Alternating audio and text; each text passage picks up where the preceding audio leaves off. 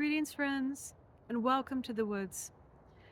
Today, I want to share with you a little bit about atheists and their mindset.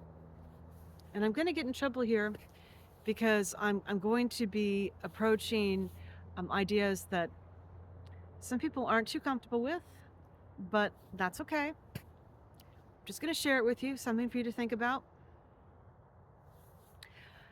I think atheists at their core are people who simply reject the ideas that they have been presented, usually in their childhood, that come through organized religion.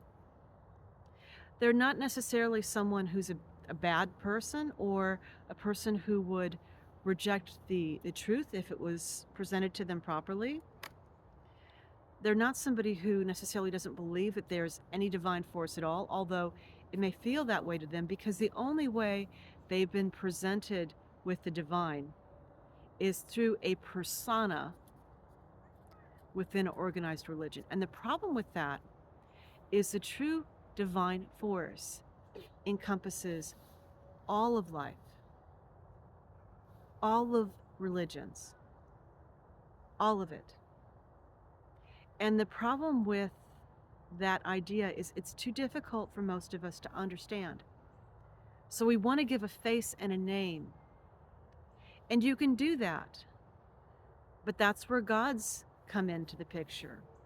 You have the divine force, and then you have the different rays that come off of the divine force that give it a character or a personification that we can interact with in a way that we understand. Some people want to say that their God is the only God.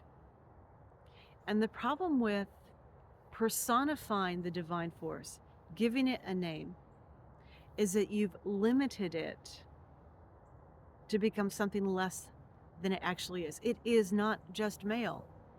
It is all of it. It is not just female. It is all of it. It is not just human. It is all of it. But at least in the Western world, we've been taught the divine is male. The divine is jealous. The divine needs our attention, needs our affirmation, or it's going to punish us. It's going to allow us to be punished forever and ever. It's those concepts are discordant with a creator that loves its creation, which we're told it also does.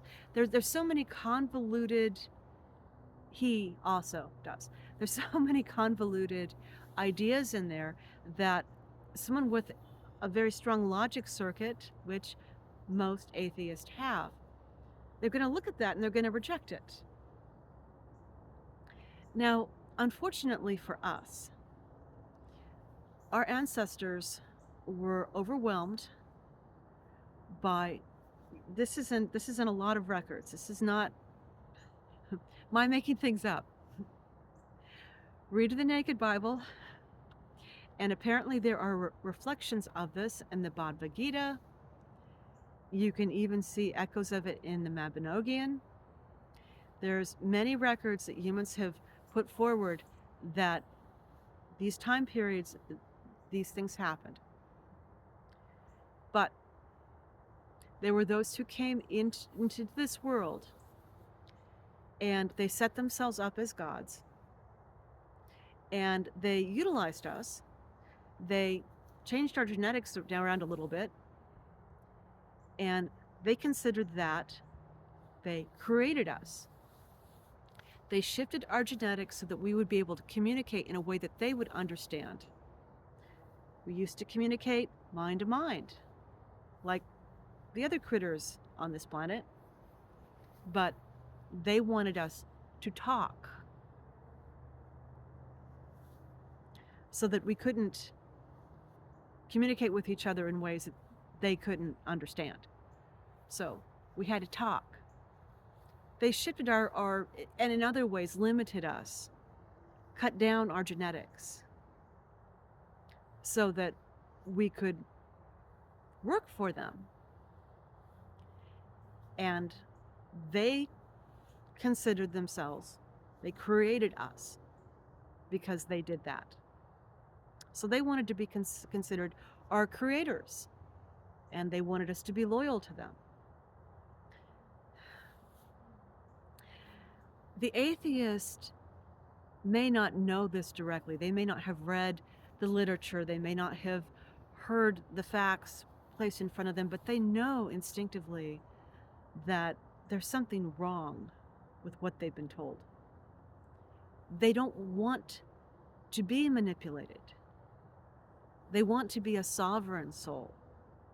They want to hold responsibility for themselves. They don't want to be told that your life is not your own. They don't want to be told that there's a force above them judging everything that they do. So they push back. I'm an atheist, so I don't believe any of that stuff.